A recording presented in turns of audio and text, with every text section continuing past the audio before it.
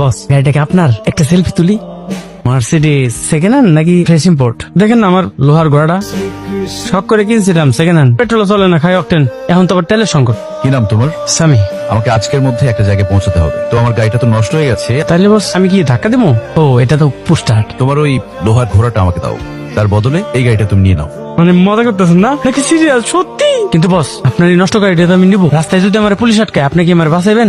আপনাকে যে লোকেশনটা সেন্ড করেছি সেখানে সামি নামের একটা ছেলে আছে। গাড়িটা রিপেয়ার করে সামিকে দিয়ে দিবে। পেপারস ওর নামে হবে। গাড়িটা আজকে থেকে ওর। স্যার কি বলেন? কথা বলো। আপনার তো কপাল খুলে গেছে।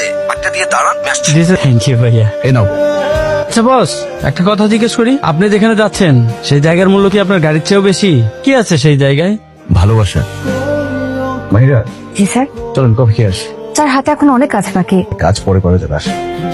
রায়ান, আমি কিন্তু শুধু তোমার বাবা না, তোমার লাইফ কোচও। কি হয়েছে তোমার? মাহিরা চলে গেছে তাই না?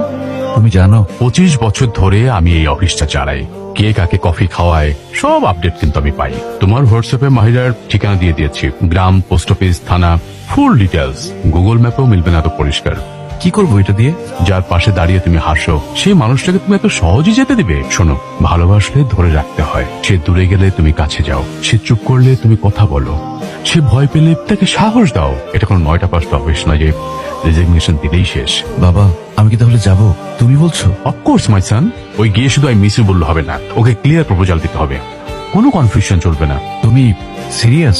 একদম। জানো, আমি তোমার বয়সে তোমার মায়ের বাসার সামনে 3 দিন দাঁড়িয়েছিলাম। একদিন তো সারাদিন বৃষ্টিতে ভিজেছি। তখন তো জিপিএস ছিল না, শুধু গার্ড ছিল। সাহস। তারপর? আমাকে বৃষ্টিতে ভিজতে দেখে তোমার মা আমার প্রেমে পড়েছিল। ইমোশনাল রেইন ইফেক্ট বলে কথা। এই মন মরা ফেস নিয়ে গেলে কিন্তু হবে না। এটা কিন্তু ওকে হিরো না, ডিসিশন নেওয়া হিরোকে পছন্দ করে। থ্যাংক ইউ বাবা। কি করি আজ? ভেবে না পাই পথ হারিয়ে কোন বনে যাই। আজ আমাদের ছুটি ও ভাই, আজ আমাদের ছুটি। আজ তোমাদের সত্যিই ছুটি। আপনি এখানে এসেছেন কি মনে করে? তার আগে বলেন আপনি চাকরি কেন ছেড়েছেন? কেন লেটার পাননি? পেয়েছি। আপনি তো রুলস ব্রেক করেছেন। চাকরি ছাড়তে হলে রিজাইন লেটার দিতে হয়, ইমোশনাল চিঠি না। ঠিক আছে আপনি এখানে দাঁড়ান, আমি কাগজ কলম নিয়ে আসছি। আপনাকে একটা প্রপার রিজাইন লেটার দিয়ে দিচ্ছি। এরপর আপনি আপনার হাইওয়েতে, আমি আমার এই বটতলায়। ব্যাস।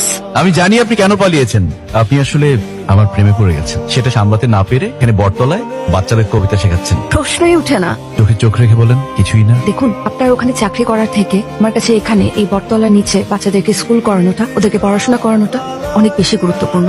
ওদের আমাকে দরকার। Good point. তাহলে এক কাজ করি, আমিও জয়েন করি, দুজন একসাথে পড়ালাম। আমি কিন্তু টিউশনিতে উস্তাদ, বিশেষ করে যারা ব্যাক বেঞ্চার তাদের উপর পিএইচডি করা আছে। দেখুন রাজ স্যার, এটা আপনার গুলশান বনানি না, এটা গ্রাম। এখানে ছেলে মেয়ে একসাথে ঘুরলে ড্রোন লাগে না, হাজারটা চোখ তাদের উপর নজর রাখে। অফিসে যে টক্সিক গসিপ হতো এখানে সেটা মেম্বার মাতব্বর পর্যন্ত করাবে। আপনি দয়া করে এখান থেকে চলে যান।